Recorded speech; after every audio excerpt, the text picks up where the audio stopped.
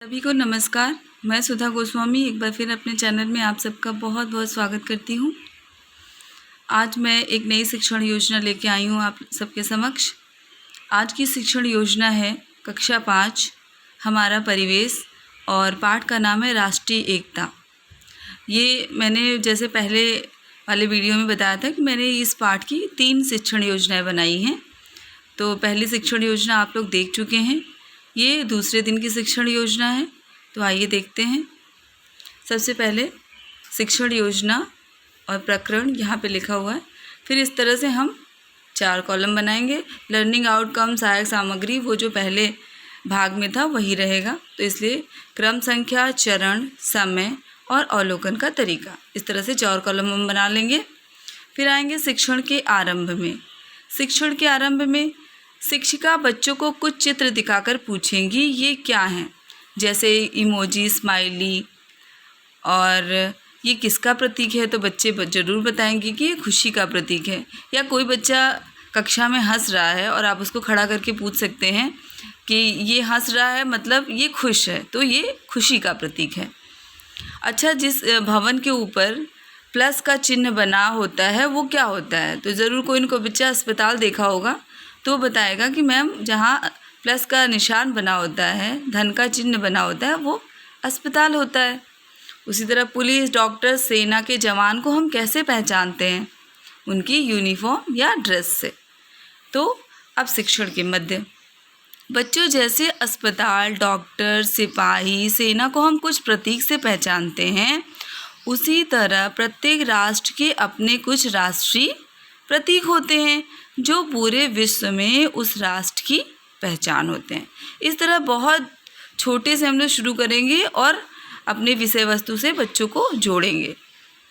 भारत के कुछ प्रतीक चिन्ह हैं। शिक्षिका पाठ के प्रथम भाग का सस्वर वाचन करेंगी, टेलम का प्रयोग करके राष्ट्रीय प्रतीकों के विषय में बच्चों को समझाएंगे।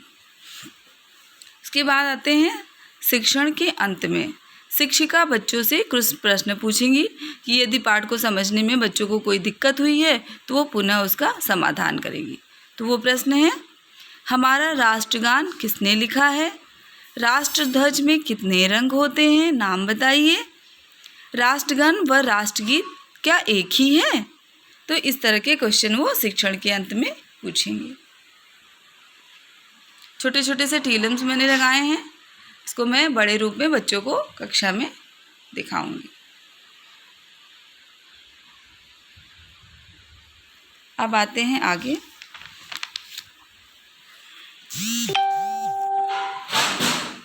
गतिविधि, शिक्षिका राष्ट्रीय प्रतीकों को दर्शाता वीडियो अपने फ़ोन से बच्चों को दिखाएंगी। और दूसरी गतिविधि है, शिक्षिका स्वरचित कविता के माध्यम से बच्चों को राष्ट्रीय प्रतीकों के विषय में भली भांति समझाएंगी। तो आइए कविता की तरफ चलते हैं। ये है बाल कविता। राष्ट्रीय प्रतीक। राष्ट्रीय प्रतीक होते हर राष्ट्र की शान, राष्ट्रीय प्रतीक होते हर राष्ट्र की शान, हर राष्ट्र की होती इनसे पहचान। भारत के भी हैं राष्ट्रीय प्रतीक, ये हैं देश की आन बान और एकता के प्रतीक। जन गण मन राष्ट्रीय गान हमारा, 52 सेकंड में होता इसको गाना। वंदे मातरम राष्ट्रीय गीत हमारा, रचित हुआ बंकिम चंद्र चटर्जी द्वारा। 3 रंगों से रंगा तिरंगा, 3 रंगों से रंगा तिरंगा, राष्ट्रीय ध्वज है हमारा। बाघ हमारा राष्ट्रीय पशु, मोर राष्ट्रीय पक्षी कहलाता। कमल हमारा राष्ट्रीय पुष्प, जलेबी राष्ट्रीय मिठाई कहलाए। राज चिन्ह मिला हमें अशोक स्तंभ से, राष्ट्रीय एकता के ये सब हैं प्रतीक कहलाएं। राष्ट्रीय प्रतीकों की करे सुरक्षा, हाँ राष्ट्रीय प्रतीकों की करे सुरक्षा, देश का सम्मान ये करें इनकी रक्षा। इस कविता के माध्यम से हम बच्चों को बहुत ही सरल और रोचक तरीके से राष्ट्रीय प्रतीकों के विषय में समझाएंगे। अब आते हैं आगे। गृह कार्य। शिक्षिका बच्चों को राष्ट्रीय प्रतीकों के चित्र बनाकर लाने को कहेंगी। कला हमेशा ही बच्चों को रुचिकर लगती है तो उसको इस तरह मैं गृह कार्य के रूप में दूंगी। आगामी कार्य योजना। शिक्षिका बच्चों को पाठ के अगले भाग राष्ट्र की एकता और सुरक्षा समझाने की कार्य योजना बनाएंगी। और श्यामपटकार पे मैंने जो मुख्य मुख्य बिंदु थे वो मैंने लिख दिए हैं।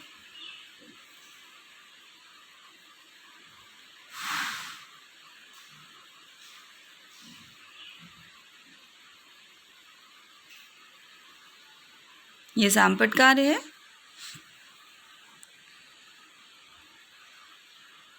अब आइए एक बार पुनः आप लोगों को दिखा दें, क्योंकि बहुत लोगों को समझने में और देखने में दिक्कत होती है। तो एक बार फिर से आप लोग देख लीजिए, ये शिक्षण के आरंभ से।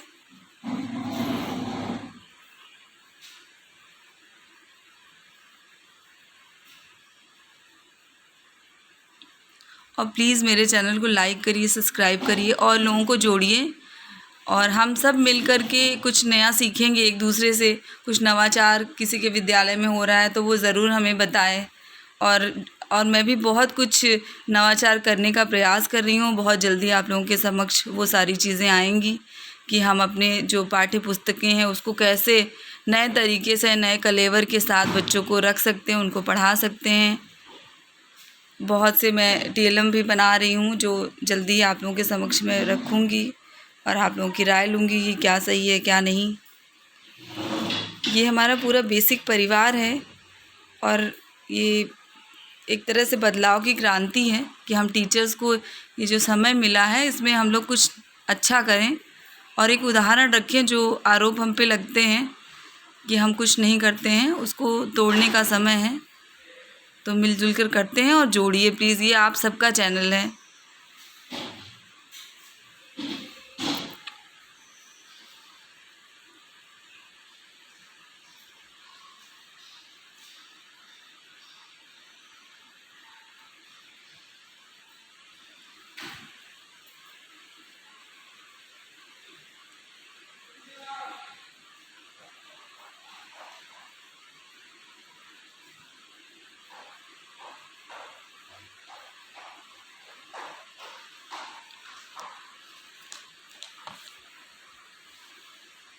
और प्लीज़ लाइक किया करिए और कमेंट्स भी किया करिए ताकि हमें पता चले कि हम कहाँ गलत कर रहे हैं और क्या सही है। थोड़ा मनोबल भी बढ़ेगा।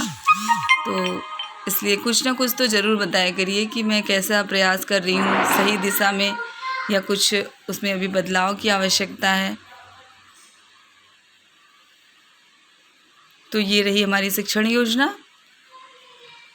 इसी के साथ आप सबका दिन बहुत शुभ हो। बहुत बहुत धन्यवाद।